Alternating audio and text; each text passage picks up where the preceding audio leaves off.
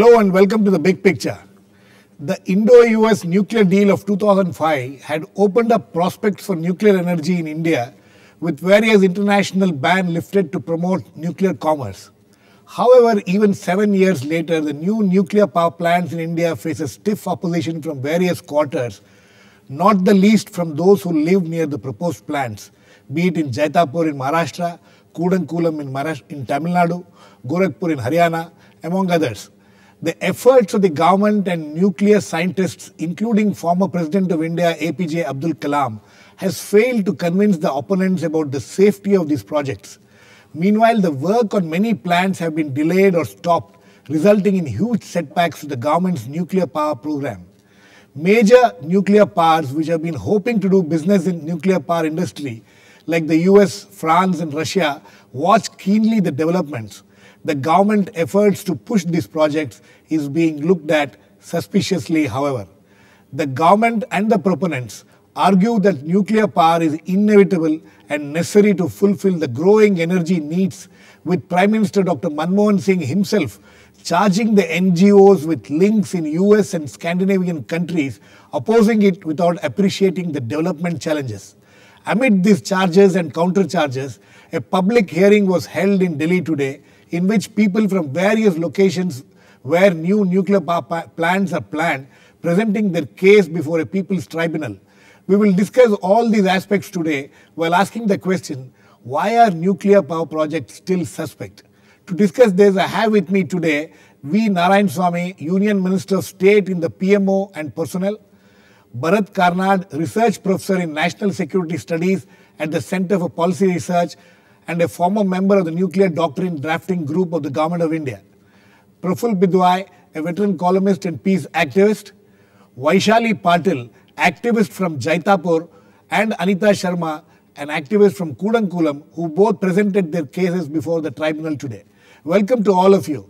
I would first like to go to Anita Sharma from Kudankulam. Let us hear the voice from the ground.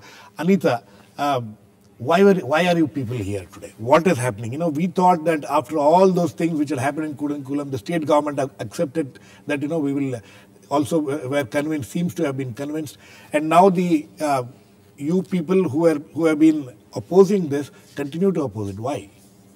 Because we are not exactly convinced about the safety of the nuclear power plant that is coming up. 1.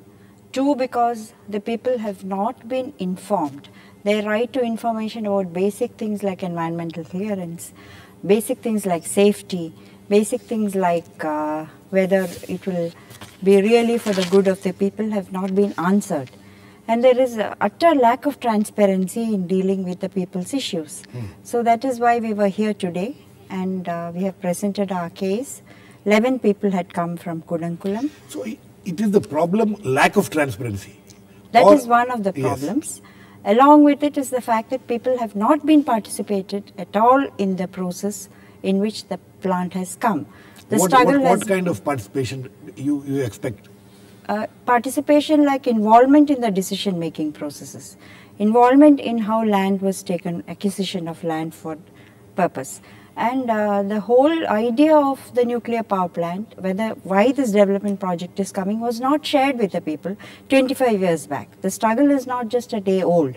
It has been going on since 1988. Right. And the way the state has been handling with police repressions, false charges of sedition, anti-national activities, it's a very peaceful struggle because there has been no violence. Please tell us, what is the objection to a nuclear power plant in Kudankulam? What is your basic and major objection? Major objection is that they are not convinced about the safety of the plant. You're not convinced about the safety. Let me go to Mr. Narayanaswamy. Mr. Narayanaswamy, here is a lady from Kudankulam who has been active in that area. She says that there has been no transparency. They are still not convinced about the safety of the plant. This is something which the government, I agree, government has been making a lot of efforts to convince these people, but even today they don't seem to be convinced. No.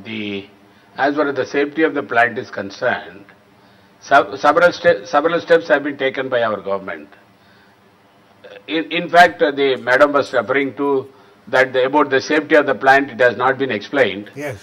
Honorable Prime Minister constituted a committee of 15 scientists Right. from various disciplines. Right. They went to the plant, they met the people concerned, they met the villagers, they met the activists, and they told very clearly that after inspecting the plant is very safe. It has got about 7-layer safety system. Right. Apart from that, Honorable former President of India, Dr. Abdul Kalam, he visited the plant, Right. he met the activists, and he met the people concerned. He is a scientist himself. He also allayed the fears of the people there. Then, not being content with that, the state government, the Honorable Chief Minister of Tamil Nadu, she also constituted a committee under the chairmanship of the retired scientist. Right. And he also went there along with the team, including several disciplines of people, the people from the ocean development, the people from environment, and also the nuclear scientists. They all went there. They also saw the plant. They interacted with the activists. And they told them very clearly that the plant is very safe, and it is generation 3 plant which has got all the safety measures. Okay. But unfortunately, the activists who are there, they don't want to hear anything. They want only agitation. They don't want the plant, and they are telling that no transparency and all. The plant has been constructed. 99% of the work is over. Now they are telling that there is no transparency. And the people who are coming from, who are those coming? They are coming from outside the state, outside the district, and they are creating problem there. And they say that it's a peaceful demonstration. It is not peaceful demonstration. They did not allow the workers to go. They prevented them. They assaulted them. More than 200 cases have been filed against them by the state government. Now they say it is repression. It is not repression. We tolerated them. We gave them all the inputs they wanted. The local people have been given the entire information by booklet, by pamphlet, by meetings, by the scientists and all.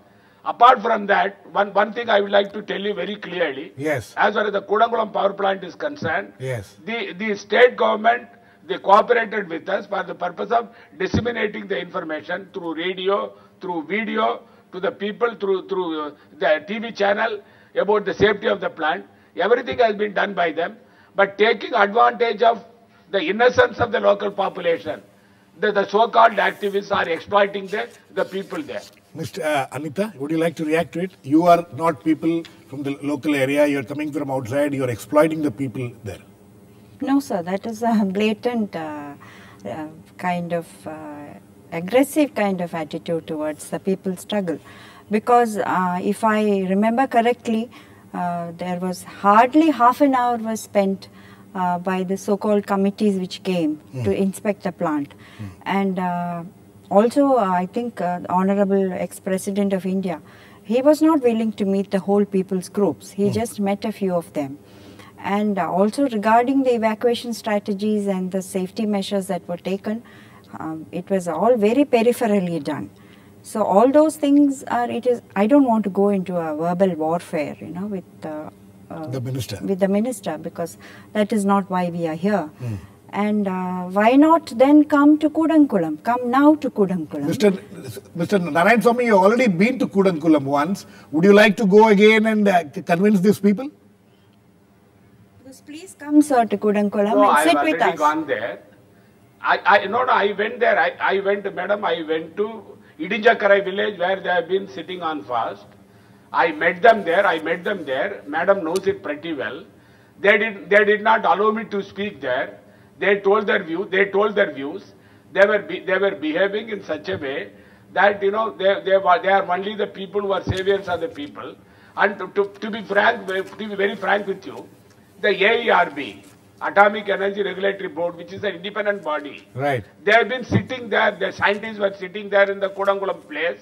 They have been seeing each and every part of the construction, every part of the work that is being carried out. Right. And finally, after 3 months, they gave the approval for the fuel loading. Right. In fact, they took advantage, the so-called activists, they took advantage of one aspect. I would like to say one aspect.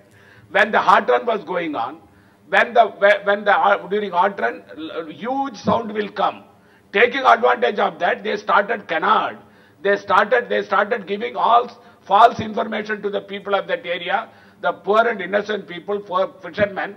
They believed them, and therefore they were carrying on with the agitation. Now they are bringing people from outside for agitation there. Local people are not cooperating. Okay, okay, Mr. Narayanaswamy, please stay on. Let me get Mr. Praful Bidwa in. Praful, you have just coming from a day-long tribunal. You have been hearing from people from various parts of the country. Right. Now you heard what the minister says. The minister says that there is enough safety measures taken. All that a government could do has been done, but still people doesn't seem to be convinced. Why are you people still not convinced? Okay, I'll tell you why. Because the government committee, all Sarkari scientists did not bother to meet the independent experts committee that was set up, which was also a 15-member committee under very senior scientists and former IAS officers and so on and so forth. Right. Second, the government has still not shared the environmental impact assessment report, the site safety report, the site evaluation report, and all of these documents saying they are secret. Now, how do people believe this when they know that there has been a tendency in Russian reactors? There was a very damning report which was published last year about the state of the Russian nuclear industry, which is run by the mafia. I'm sorry, that is what is happening in many industries in Russia. And this is, in fact, the committee appointed by the then president actually identified 31 flaws in the design of these reactors, including their safety systems. And there's no reason to believe that this particular model of the reactor that's being installed is any better than the others. People also know about the generic problems of nuclear technology, which is inherently hazardous. After what happened in Fukushima and in Chernobyl, nobody is going to be assured by a team of Sarkari scientists who have a premeditated conclusion that everything is safe and that people are ignorant, they are foolish, they are foreign funded. I mean, this is the kind of intemperate language we have heard from day one from Mr. Narayanaswamy, from the Prime Minister, who have descended, I'm sorry, to the gutter level. And this is not going to convince people. They are not irrational. They have been fasting, they have been sacrificing their income. Okay. All of them are literate, by the way. All of them, 100% literacy in the area. They're very intelligent. They watch what is happening in the world. They know what plutonium is. They will tell you that the half-life of plutonium is 24,400 years. Okay. That means it remains hazardous for a very long time. People like that have to be convinced in a reasonable manner through consensus, through scientific debate, and not to be treated as criminals. You know how many cases have been filed for sedition? Yes. 6,980. Can you believe that in an area where there has not been a single incidence of violence, this is sedition and waging war against the state? How absurd can you get? You see, this is the kind of trampling of democratic rights that has aggravated the situation. Aggravated the situation. Yeah, Praful, 55,000 criminal charges. Praful, I'll come back to you. Praful, I'll come back to you. Let me go to Bharat Karnad. Mr. Karnad, you have been hearing all these things. What is your view on this? Has the government, as Praful and my guests in the studio say, they have not been able to convince if they have not been able to convince the activists, why have they failed? Well, before I start, I think I should say that we have to separate the nuclear deal that was signed in 2008, or that became formal in 2008, with the necessity and the need for nuclear power. Anyway. Two very different things. Yeah, but the point is, I think, whatever you may say about, and I cannot vouch for the imported reactor technology, but I can, I think, talk about the indigenously developed technology, the pressurized heavy water reactors that runs on natural uranium, which has had very good safety record. There might have been some very small, you may call them mishaps, but there have been fairly contained kind of incidents. But other than that, there has been no large safety hazards as such, anything nearly like Fukushima or something of the kind. Right. So, you know, nuclear power, to in a sense tar it with this very broad brush, and to ask that this, anytime you set up a power plant, that the people be consulted and be given all the documents, etc. While it's good in theory, the point though is that how much of this is really understood even by fairly knowledgeable lay people. Right. I'm not talking about experts and scientists, and would they then be in a position to make a decision? The point, I think, is that somewhere along the line, the government's body, something like the AERB and other institutions, you have to have confidence in what they say. And our track record is pretty good in maintaining, you know, the protection for our citizenry, for the populations around the power plants, etc. So we haven't had any great disasters to deal with or anything else. I think what's happened is there are these nuclear pathologies. You know, Fukushima happened because 3 very different incidents happened simultaneously: an earthquake, a tsunami, and the reactor that is, you know, that then malfunctioned. That is a very rare. Mr. Karnad, I mean, sorry to butt in. Some of the concerns expressed about Kudankulam plant is that though it is supposed to be safe when it comes to earthquakes and floods and things like that, it has not been tested for tsunamis.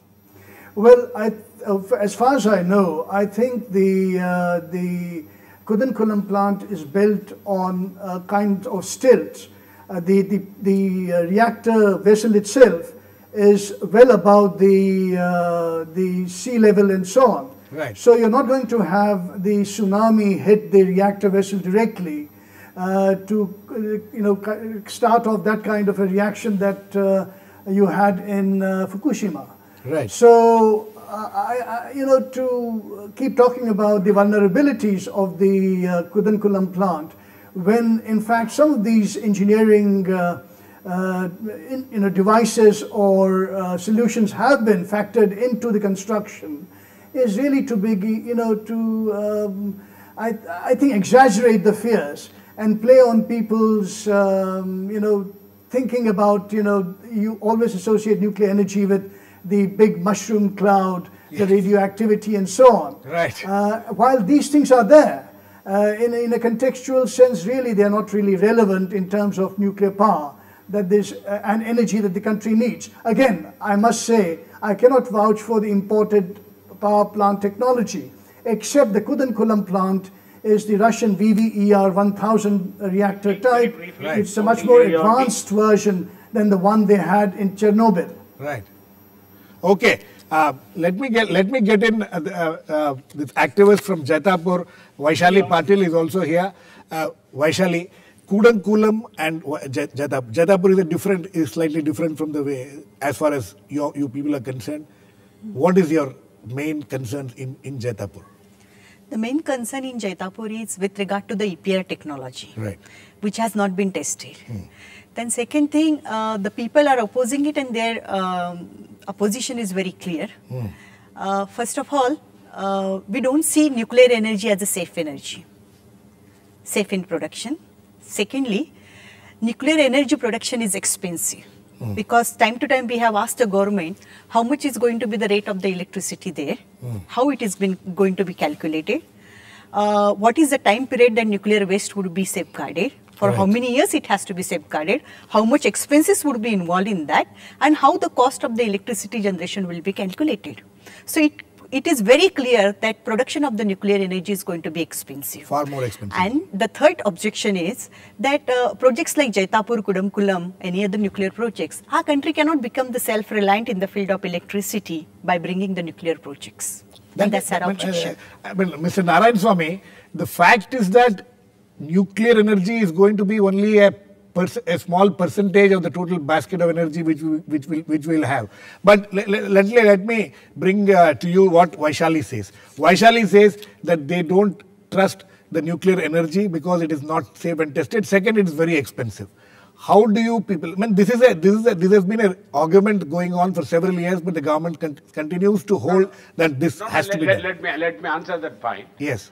As far as safety is concerned, the picture is before us. Actually, there are 20 nuclear reactors which are functioning in this country, in our country. Right. We are producing about 3,700 megawatt today. Yes.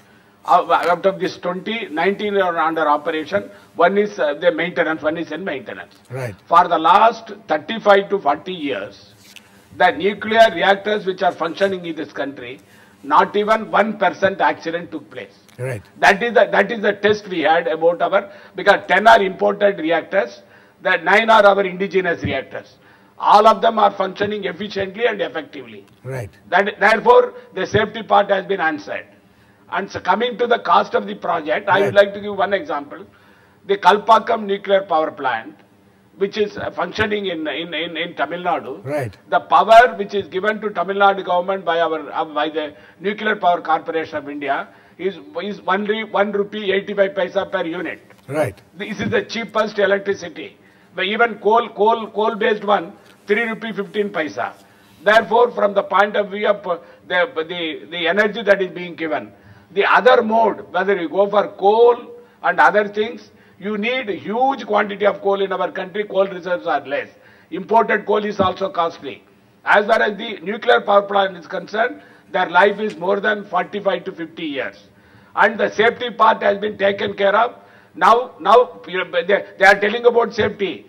France, they are having 68% of energy production through nuclear energy. That is France capacity. Right. Then Russia we have 20%. South Korea 20%. In America, 1 lakh megawatt electricity is being generated in United States through nuclear energy. Absolutely. India, it is not even 3%. Okay. Therefore, let them in the name of. We are talking about the fact that. Okay. Praful, I'll come to you. Praful, I'll come to you. Girish. I tell you one thing. You're not giving me enough time. No, Praful, I'm coming to you. This is irrelevant to the main problem we are discussing. No, Praful, I'm coming to you. Let him finish. Russia, the United States. Yes, Mr. Narayan Swamy. Please. Mr. Narayan Swamy, let me go to Praful. He was telling that, Prafulji was telling, that it is a peaceful agitation. The activists attacked the Panchayat president's husband. He was in the hospital. They prevented the vehicle going in. They prevented the employees going into the plant. Okay. This is peaceful agitation. Okay, This is not true. These are all fake. Let me just. Okay, Mr. Narayan Swamy, let me get Praful in. Yes, Praful. Praful, there are two things. Mr. Bharat Karnad says Okay, the first of figures are all, let's exaggerated. realize very quickly. Right. Okay, let me just say, nuclear power is a failed technology globally. It has wasted more than $1 trillion in subsidies, in abandoned projects, in high cost overruns. For instance, there are only 2 reactors that are under construction in Western Europe, in the whole Western world actually. Both are running 100% over budget, 4 to 5 years behind schedule in Finland and France. Germany has abandoned nuclear power, so has Italy, so has many other countries. Japan will probably close down the 2 reactors they are starting, and I see no future for nuclear power in the developed world. It's only in countries like India, where there's a lot of ignorance that prevails and a mystique about nuclear power, that we are still fooling around with this dangerous technology. Second, the AERB is not an independent body. In fact, just today, the CAG, the Controller and Auditor General has just published a report which says that which criticizes the government for not giving independence to the AERB. The AERB is an arm of the Department of Atomic Energy. It functions under the chairman of the Atomic Energy Commission. It has no budget, no personnel, no staff of its own. Okay. Thirdly, and very importantly, all these safety reviews that we are talking about, the people have the right to know. They have not been given. The same thing happened in Gorakhpur. A public hearing was held in violation Mr. Narayan Swamy, of the Mr. Narayan Swamy, I'll come to you. Please don't interrupt. Let him finish. This is completely. This is a gross injustice on the people. And what came through in our public hearing from place to place, West Bengal, Praful, I need to get... Madhya Pradesh, Haryana, Gujarat, Rajasthan, Maharashtra and Kudankulam is that the government has treated opponents of nuclear power with contempt in spite of their peace. Do you know, in Gorakhpur there has been an agitation which has completed 2 years and nobody has bothered to take note of it. And Praful, I need to get Mr. Bharat Karnad in. Mr. Bharat Karnad, you know, you heard Praful's argument, you heard the minister's defense. Now, where do you see, what is your view on this? Now, Praful says that nuclear energy is something which has been discarded in the world. Well, look, I think the fact of the matter is that, you know, as the Jaitapur activist said, there is something to be said about the cost of electricity of imported reactors. Right. It's going to be much more than the indigenously developed reactors that we have had. But Mr. Narayan Swamy says that, you know, from Kalpakam they are providing it at 1 rupee 83 paise or something, which is a very low price. Well, I'm not sure how the costing is done. I wish that the government would make clear the costing details. Right. Because you discover that much of the capital cost may not be included. And ultimately, the economics of nuclear power project, at least in India, has been factored on how far these plants are from coal fields. Right. And that kind of a factor may not work here, because these are imported things that are even, you know, that have to factor in a cost that is many times that of the indigenous pressurized heavy water reactors. Right. So the cost will definitely be many times of what we pay for nuclear power plants from our own technology. Right. So, I mean, as far as cost is concerned, you agree that it's going to be much higher than from plants imported, and also from the other sources like hydel and thermal power and things like that. But as far as safety is concerned, you think that there should be no worry about the safety? No, again, as I said, I cannot vouch for the imported reactors. Okay. I can only say and vouch for the safety record of the indigenous reactors. Absolutely. So that means, Bharat, that you cannot vouch for the Kudankulam plant, which is an imported reactor from Russia. You think that the concerns expressed by the activists, you know, is something which needs to be looked at seriously. Yes, and that is the whole point of many of us who oppose the nuclear deal. When you have an indigenous technology that is much more cost efficient and cost effective, why go in for imported reactors wherein it will require enormously more capital cost investment and all the other kinds of problems that we have in terms of technology absorption, what will be transferred, etc., in terms of technology. And so these are the kinds of things I think that we ought to very much consider as part of the calculus in which we weigh the various options. Okay, Bharat. Praful, very quickly, last words to you. Bharat says that if the technology used is indigenous instead of the imported technology, it will be better. Do you agree to that? No, I don't agree with that at all, because we have had a pretty bad safety record. We've had fires in Narora. We've had a collapse of a primary safety system in Kaiga, in Karnataka. We've had fires. We've had tritium poisoning. We have had radioactive releases of a very high order in Tarapur. I myself documented in 1982. That 350 workers were exposed to excessive doses of radiation. See, the point is, a reactor is inherently hazardous, and an accident like Chernobyl or Fukushima can happen in an indigenous reactor. Okay, Praful, we are completely run out of time. You know, from this discussion, it's evident from the two activists from the ground and as well as what we have heard from the minister. This is an issue, it's a very contentious issue. It still remains to be debated, and the government needs to win the confidence of the people and explain and convince before they take up these projects, which anyway, we will see how the thing, because in this month, the Kudankulam plant is supposed to go into action. So we will see what will happen. Thanks to all my guests, Mr. Bharat Karnad, Mr. Narayan Swamy, Praful Bidwai, and my two guests here, Anita Sharma and Vaishali Patil. Thank you very much. Please keep watching. We'll come back with another issue on the big picture, same time tomorrow.